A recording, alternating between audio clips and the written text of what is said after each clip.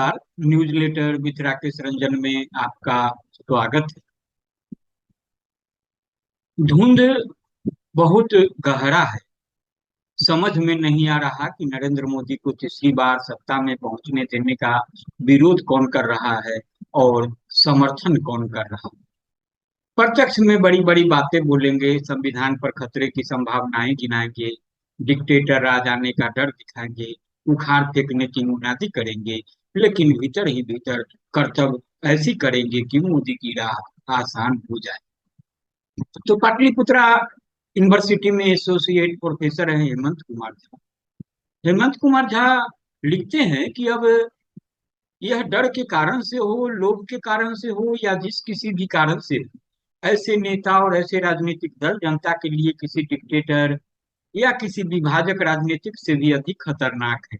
इन्होंने राजनीति के नैतिक पतन का नया आख्यान रचा है और आम मेहनत कर जनता की पीठ में छुरा भोंकने के बराबर का अपराध किया है। आम मेहनत कर जनता, नरेंद्र मोदी का अब तक का 10 वर्षीय राज जनता के इस वर्ग के लिए अभिशाप समान रहा है और आगे भी अगर मोदी राज कायम रहा तो इस वर्ग की और अधिक दुर्दशा होनी। लेकिन तब भी मोदी इस मेहनत कश अवाम की दुर्दशा के उतने जिम्मेदार नहीं होंगे जितने जिम्मेदार मोदी को परोक्ष और छद्म तरीके से समर्थन देने वाले होंगे। एक दौर था जब इंदिरा गांधी के खिलाफ विपक्ष के नेताओं का गठजोड़ सामने आया था। भले ही यह एकता सत्ता में आने के बाद जल्दी ही बिखर गई, लेकिन इसने यह साबित किया कि अगर कोई शक्तिशाली सत्ताधीश लोगों के संवैधानिक अधिकारों से खिलवाड़ करेगा, राजनीतिक विरोधियों के दमन के लिए सत्ता का अनुचित प्रयोग करेगा, तो भारत की लोकतांत्रिक राजनीति में अंतर्निहित चेतना उसे उखाड़ फेंकने की शक्ति रखती है। India, Indira is India and India is Indira. राजनीतिक चारणों और चेले चपेटों के ऐसे बोल किस बियाबान में लुप्त हो गए, खुद मैडम मैडम भी नहीं समझ पाई। और जैसा कि कई इतिहासकार बताते हैं, वे इतनी बड़ी चुनावी हार के बाद कुछ दिनों के लिए सदमे में चली गई थी। तब के नेताओं में नैतिक शक्ति थी। तब मुरारजी थे, अटल थे, चंद्रशेखर थे, चरण सिंह थे, मधुलिमी थे, मधु दंडवते, मृणाल गोरे थी, जॉर्ज फर्नांडिस थे, कई अन्य थे। और सबसे बढ़कर जयप्रकाश नारायण का करिश्माई और प्रभावी नेतृत्व था। नेतृत्व की नैतिक आभा में जनता की राह आलोकित होती है, उसकी चेतना ज्योतिर्मयी होती है। जन चेतना में सत्ता की लहर उठी। दमन को अपना हथियार और मनमानियों को अपना औजार बना चुकी सत्ता की प्राचीरें जन चेतना के प्रतिरोध को झेल नहीं सकी। तब तब जबकि दक्षिण भारत में इंदिरा गांधी ने अच्छी खासी सीटें जीती थी, हिंदी पट्टी के राज्यों ने उनकी नियति का फैसला कर दिया था।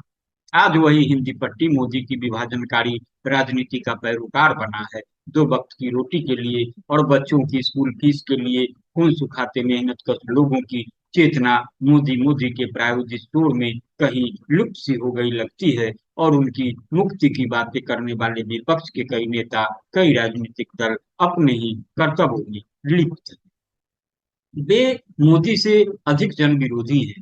भारतीय राजनीति का वर्तमान उनके नैतिक पतन का बोझ उठाते उठाते थक चुका है और भविष्य में इस बात का खतरा चारों ओर मंडराता दिख रहा है कि इनमें से कई लोग, कई दल चुनावी भाषणों में मोदी विरोध, संविधान की रक्षा, डिक्टेटरशिप के खतरे आदि की बात करेंगे और अपनी मानसिक और राजनीतिक ऊर्जा मोदी को ही पुनः सत्तासीन करने में जाया करेंगे। सब कुछ धुंधला धुंधला सा है। मीडिया जिम्मेदारी ले चुका है कि वह जनता तक सत्य को नहीं पहुंचने देगा। महज ऐसा ही होता तो गनीमत थी। बड़े बड़े चैनल, बड़े बड़े एंकरानियां सुपारी लेकर तैयार है कि वे झूठ को इतना महिमा मंडित करेंगे कि वह सत्य की जगह लेकर आम लोगों का दिमाग खराब कर दे।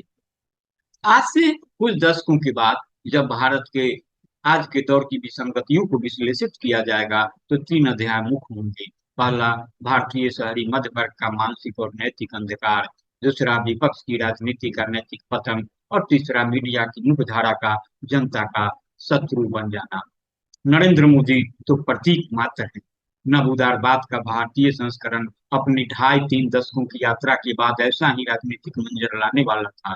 इस संस्करण ने राजनीति से उसकी नैतिकता को सोखना शुरू किया, जिसका एक परिणाम कारपोरेट शक्तियों की अंगुलियों में राजनीति और आर्थिकी की डोर आने के रूप में सामने आया।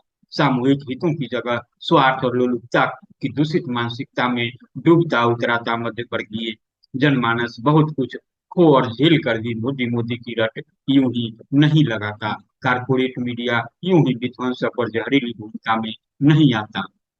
जिसे नियो लिबरल लिबरल इकोनॉमी और इससे उत्पन्न नियो लिबरल पॉलिटिक्स कहते हैं, वह यूरोप और अमेरिका जैसे संपन्न और पढ़े लिखे समाज में अपनी जो छाप छोड़ता रहा, भारत में उसके बहुत आगे जाकर अपने अमानुषिक रूप में सामने आया। इस रूप को भारतीय राजनीतिक फलक पर ऐसे ही सामने आना था।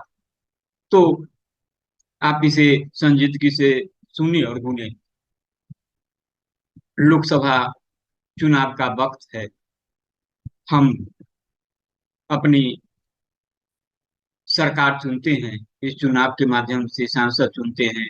सांसद जो बहुमत दल होता है, वह अपना एक नेता चुनता है, वह प्रधानमंत्री होता है। तो इसे सुनने गुनने के बाद अपनी प्रतिक्रिया से ही मुझे जरूर अवगत कराएंगे। हाँ, अब तक आपने अगर न्यूज लेटर मित्र राकेश रंजन को सब्सक्राइब नहीं किया है, तो सब्सक्राइब भी करेंगे, लाइक करेंगे, शेयर करेंगे। नमस्कार।